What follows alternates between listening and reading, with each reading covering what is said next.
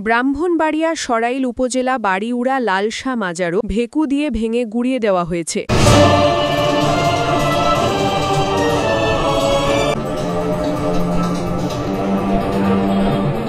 ঢাকা-সিলেট মহাসড়কের ব্রাহ্মণবাড়িয়া সরাইল অংশে উচ্ছেদ অভিযান চালিয়েছে সড়ক বিভাগ। বুধবার সকাল থেকে পরিচালিত এই অভিযানে মহাসড়কের পাশের বিভিন্ন স্থাপনার পাশাপাশি বাড়িউড়া লালশা মাজারও ভেকু অর্থাৎ এক্সকাভেটর দিয়ে ভেঙে গুড়িয়ে দেওয়া হয়। সড়ক বিভাগ জানায়, মহাসড়কে নিরাপদ যান চলাচল নিশ্চিত করা এবং অবৈধ দখল মুক্ত করতেই এই অভিযান পরিচালনা করা হয়েছে। দীর্ঘদিন ধরে রাস্তার জায়গা দখল করে গড়ে ওঠা স্থাপনাগুলোকে চিহ্নিত করে পর্যায়ক্রমে উচ্ছেদ করা হচ্ছে। উচ্ছেদকালে স্থানীয়দের মধ্যে মাজার ভাঙা নিয়ে কিছুটা উত্তেজনা দেখা দিলেও আইনশৃঙ্খলা রক্ষাকারী বাহিনীর উপস্থিতিতে পরিস্থিতি নিয়ন্ত্রণে রাখা হয়। সড়ক বিভাগের কর্মকর্তারা জানান, মহাসড়ককে দুর্ঘটনামুক্ত রাখতে এবং চলাচল সহজ করতে এই ধরনের অভিযানে ভবিষ্যতেও ধারাবাহিকতা বজায় থাকবে।